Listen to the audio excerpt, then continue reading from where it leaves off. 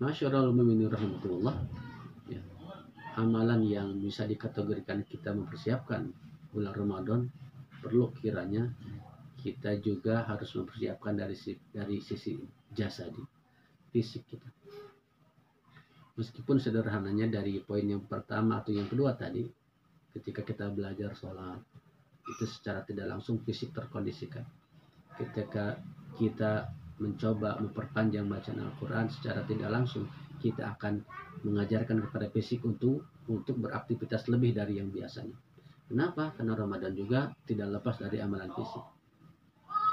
Isya yang barangkali biasanya kita hanya 4 rakaat 2 dengan salat sunnah, nanti ada yang setelah Isya itu ada yang 11 rakaat, ada yang 23. Ini kalau kita tidak siap dari sisi jasad, maka barangkali kita dalam hati ini akan jauh lebih banyak mengeluh daripada menikmati.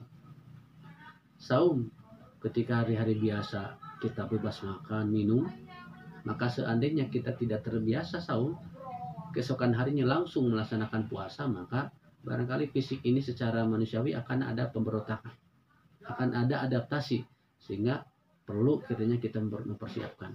Meskipun khusus tentang saum ini, barang siapa yang tidak biasa melaksanakan saum sunnah, maka ada hadis Rasulullah SAW mengatakan, la tuqaddimu Ramadana biyaumin aw biyaumaini, jangan kau dahului kewajiban bulan Ramadan untuk melaksanakan saum itu dengan apa? Dengan saum 1 atau 2 hari sebelumnya.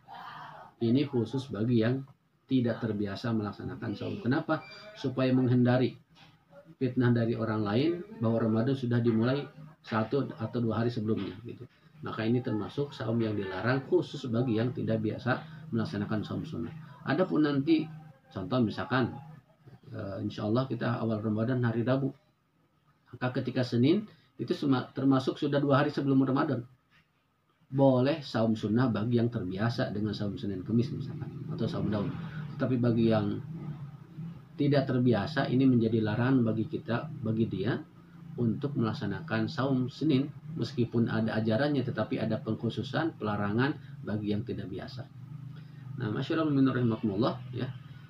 Dua poin penting terakhir, bahwa persiapan bagi kita nanti menuju Ramadan, coba lebih mendalami lagi tentang potensi ibadah dari sisi ekonomi. Maksudnya ekonomi seperti apa? Ini nanti dikaitkan dengan sosial, ya, ekonomi sosial. Kenapa ini perlu disampaikan? Karena ikhwatul rahimakumullah, ternyata Allah Subhanahu wa taala memberikan kepada kita peluang yang sedemikian luas, sedemikian lama, panjang, untuk potensi amalannya sifatnya kaitan dengan harta dan sosial. Ini kalau lihat porsi waktunya jauh lebih lama daripada ibadah yang lainnya. Kalau kita sekat antara ibadah itu antara mahdoh dengan ghair mahdoh, mahdoh yang artinya tidak melibatkan makhluk, langsung kepada Allah Subhanahu wa taala, seperti sholat misalkan, atau baca Al-Quran mandiri misalkan, itu mahdoh. Ada juga ghair mahdoh yang ibadah itu ya intinya kepada Allah Subhanahu wa taala, tetapi dalam prakteknya melibatkan orang lain. Ya. Contoh misalkan ketika zakat, tidak mungkin seseorang mengeluarkan zakat tanpa ada mustahik yang diberikan zakatnya. Ketika seseorang menderma bersedekah, tidak mungkin saya sudah bersedekah kepada siapa? Enggak tahu, pokoknya sudah sedekah, nggak bisa. Ya. Atau misalkan amalan-amalan lain yang kaitannya dengan larangan berkarakter, bersifat yang sayyi'ah, yang jelek, itu pun adalah tidak mungkin kita menerapkan makna kejujuran, keteladanan, tepat janji, dan lain sebagainya, kecuali memang sudah teruji di lapangan sosial, di lapangan yang di luar pelaksanaan sholat. Kalau kita presentasikan berapa waktu yang kita butuhkan untuk melaksanakan sholat, kalau ilustrasi paling lama standarnya 10 menit ketika satu kali kita melaksanakan sholat yang wajib, maka 5 kali sholat dalam satu hari, 10 kali 5, 50 menit. Baik, kita butuh 50 menit untuk melaksanakan sholat yang wajib saja.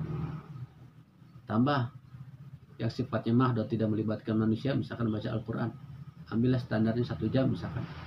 Kita genapkan yang sholat juga menjadi 1 jam, ditambah dengan yang sunnah-sunnahnya.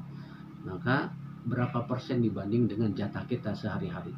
24 jam yang Allah berikan kepada kita sebagai modal untuk beribadah, dua saja yang sifatnya kita melaksanakan sifatnya mahdoh tanpa melibatkan manusia, sisanya itu ternyata kita beramal yang sifatnya ijtimai, sosial.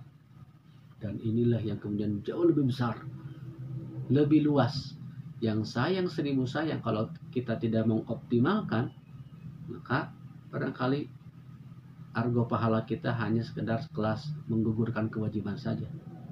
Maka disinilah barangkali ikhwati rahmatullah terutama pada bulan Ramadan, bagaimana Rasulullah SAW menceritakan kepada kita sifat sosialisnya, sampai kemudian sahabat mengatakan Rasulullah itu dermawan, sangat jauh paling lebih dermawan lagi ketika bulan Ramadan.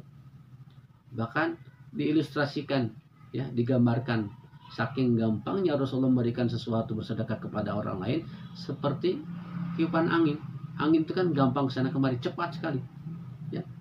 Bagaimana Rasulullah SAW ketika suatu saat memakai sorban, ya, dan ada sahabat yang berkomentar, wah Rasulullah bagus sekali sorbannya gitu.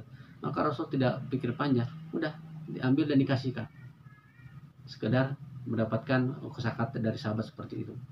Maka bayangkan ikhwatul rahimahullah ketika Rasulullah lebih dermawan lagi di bulan Ramadan. Seperti apa dermawannya?